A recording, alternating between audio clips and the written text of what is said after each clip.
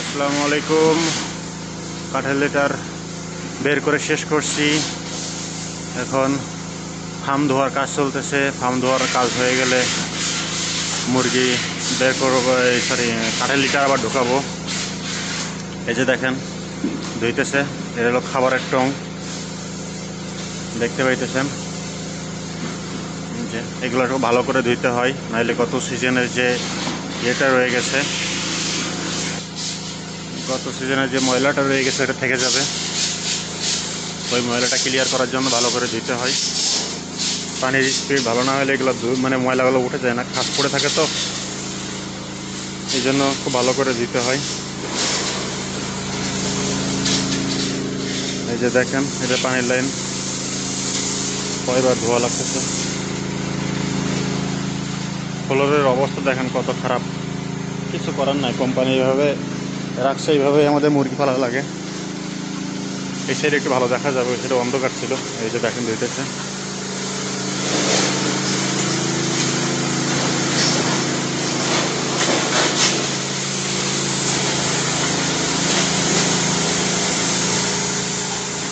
আমাদের একটা মেশিন নষ্ট হয়ে গেছে, এখন একটা মেশিন দিয়ে দুই জায়গায় ধুতেছি। পানির লাইন একটু স্লো, খুব বেশি স্লো না, কিন্তু যা আছে স্লো। আর একটু স্পিড হলে ভালো হইতো, তাহলে ধোয়াটা আরও দ্রুত আগাইতো।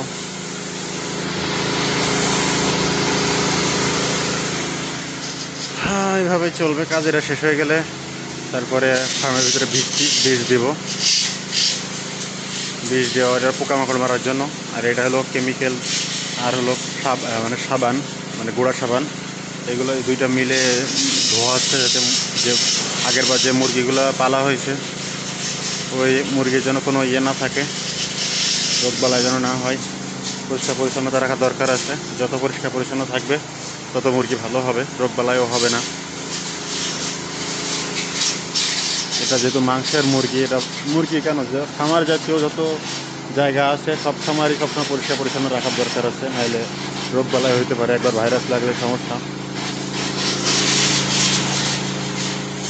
একটা ভুলের কারণে বড় ধরনের ক্ষতি হয়ে যেতে পারে। আর এটা 2-1 টাকা বা 2-5 লাখ টাকার ব্যাপার না, বহুত লক্ষ লক্ষ টাকার ব্যাপার। যদি কোনো মালিক এইভাবে ধরা খায়, সে বোঝে কত টাকা যায় লস হয়ে। ওই জন্য সবসময় পরিষ্কার পরিচ্ছন্নতার দরকার আছে। এখন ফ্লোটা আরও বেশি খারাপ দেখা দিয়েছে, কারণ যে পানি পড়ছে তার কারণে। ওপর নিচে মানে এমন কোনো জায়গা নাই যেখানে বাদ রাখলে হবে, সব জায়গা একদম ধুইতে হবে, এটাই নিয়ম।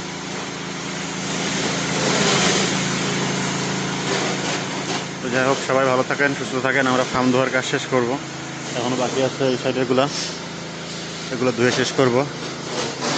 তো ভালো থাকেন, সুস্থ থাকেন সবাই। আল্লাহ হাফেজ।